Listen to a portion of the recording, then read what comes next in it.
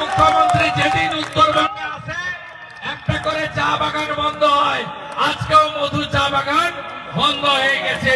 ফুটা পার্টিদের দ্বারা কিছু হবে না। আমরা মমতাকে তাড়াবো, তাই তো? তাড়াবো, তাড়াবো, তাড়াবো, তাড়াবো। আরেকটা খবর শুনেননি, পরে হয়তো সন্ধ্যাবেলা গিয়ে মোবাইলে শুনবেন। ভারতবর্ষ থেকে সব দলের এমপিরা যাচ্ছে 32টা দেশে অপারেশন সিন্দুরের কথা বলতে। আমাদের এয়ারফোর্স, আমাদের ডিফেন্স, আমাদের প্যারামিলিটারি তাদের কথা বলতে। আমাদের পায়েল গায়ে যে মায়েদের, দিদিদের, বোনেদের জঙ্গিরা সিঁদুর মুছিয়ে দিয়েছে তার দুঃখের কথা বলতে সব দল প্রতিনিধি দিয়েছে। একটা দল প্রতিনিধি তুলে দিয়েছে, তার নাম কি জানেন? নাম কি? কেন তুলেছে? যাতে পাকিস্তানের বিরুদ্ধে বিদেশের মাটিতে কিছু বলতে না হয়। পাকিস্তানের বিরুদ্ধে বললে ভোট ব্যাংক নড়ে যাবে, খেলার ভোট ব্যাংক নড়ে যাবে। তাই তিনি তার প্রত্যাহার করে নিয়েছেন প্রতিনিধি। রাষ্ট্রবাদীরা একজোট, উপরে নরেন্দ্র মোদী, নিচে কমল, মাঝখানে কিচ্ছু নেই। সবাই লড়বো এবং জিতবো।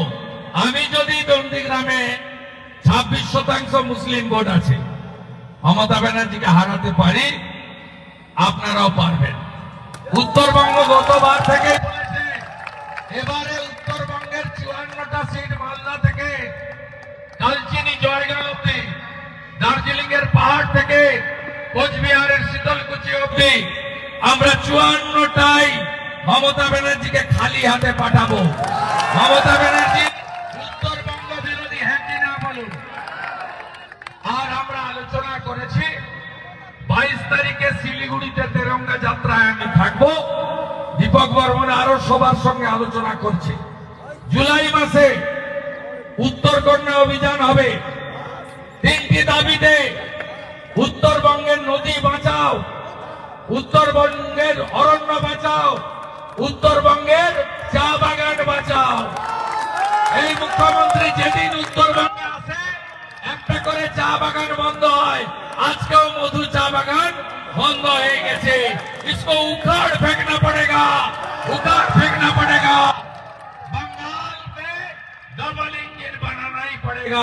मोदी जी को हाथ मजबूत करना पड़ेगा। सब अच्छा रहिए, सही सलामत रहिए। आप सबको मैं मेरा दिल से जोहार, नमस्कार बोलते हुए मेरा वाणी विराम करता हूँ। सब अच्छा रहिए, सही सलामत रहिए। 22 তারিখে শিলিগুড়ি তেরঙ্গা যাত্রায় দেখা হবে। উনি এসেছেন, আমরা দেখিয়ে দিয়েছি।